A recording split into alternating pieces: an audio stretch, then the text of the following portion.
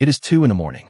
The cross street is empty in both directions as far as the streetlights go, and you're still sitting at a red light. Here is the part that makes it worse. The sensor buried under your front tires noticed you the moment you rolled onto it and told a metal cabinet on the corner about it before you had finished braking. So the interesting question is not whether the machine can see you. It is why seeing you did not help. Start with the part that works, because it genuinely does. Cut a shallow groove in the asphalt. Lay 2 or 3 turns of insulated wire into it. Seal it over and run the ends to a cabinet at the curb. Push an alternating current through that wire, and you have built a very weak electromagnet, humming away at somewhere between 10 and 200 kilohertz. Now park a car on top of it. The metal in the car's body has currents induced in it. Small circulating currents that immediately push back against the field that created them. The loop's inductance drops. The electronics in the cabinet are watching for exactly that drop, and when they see it, they close a contact. That is the entire trick, and it is worth being precise about what is not. There is no weight sensor under the road. There is no camera reading your plate. The loop does not care how heavy you are, and it does not care whether you're made of steel. Aluminum works. Copper works. Anything electrically conductive works.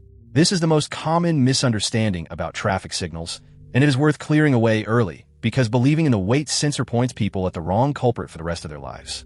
So the picture most of us carry is roughly this. The road senses you. The controller reacts. The light changes. Demand goes in, green comes out. It is a satisfying picture. For most of the intersections you will sit at this week, it is also wrong, and wrong in a way that has almost nothing to do with the sensor. The cabinet on the corner holds a controller, and a controller is not really operating a light. It is running 3 numbers. The first is cycle length. That is how long the controller takes to serve every movement once, every direction, every left turn, every pedestrian phase, and return to where it started. 60 seconds, 90, 120. The second is split. That is how the cycle gets divided between those movements. And splits carry a hard constraint. They have to add up to the cycle length. Exactly.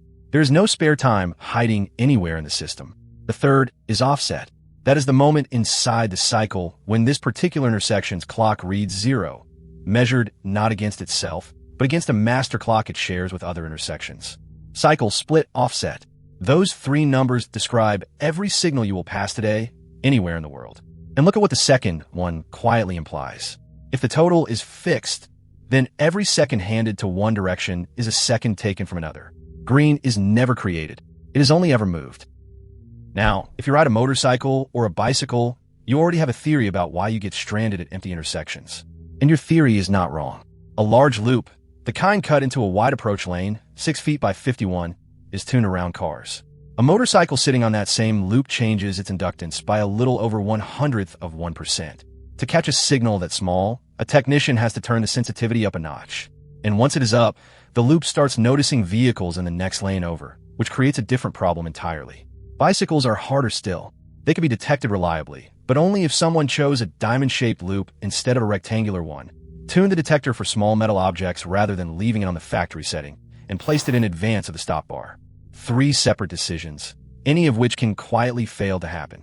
And if the pavement has cracked or been dug up and patched since installation, the loop degrades regardless of how well it was designed. So yes, some of the time, you really were invisible. I spent a while assuming that was the whole answer. It is not even most of it. Because the intersection you are sitting at, most likely, is not deciding anything. Go back to that 3rd number. Offset only means something if there is something to be offset against, which means offset is not a property of your intersection at all. It is a property of your intersection's relationship to its neighbors. It exists because somebody strung a line of signals along a road and asked them to behave as one machine. That is coordination. And coordination carries a price that almost nobody outside the profession knows about. To coordinate, every signal in the group has to run on the same cycle length. Not a similar one, the same one. If 2 intersections are counting at different speeds, their offsets stop meaning anything within a few minutes, and the progression falls apart. Here is the part worth sitting with. That shared cycle length is not chosen by your intersection. It is dictated by the busiest, most complicated intersection in the group. The one with the most turning movements to serve, the longest pedestrian crossings, the most demand to satisfy. Whatever cycle length that intersection needs, everybody else adopts, whether they need it or not.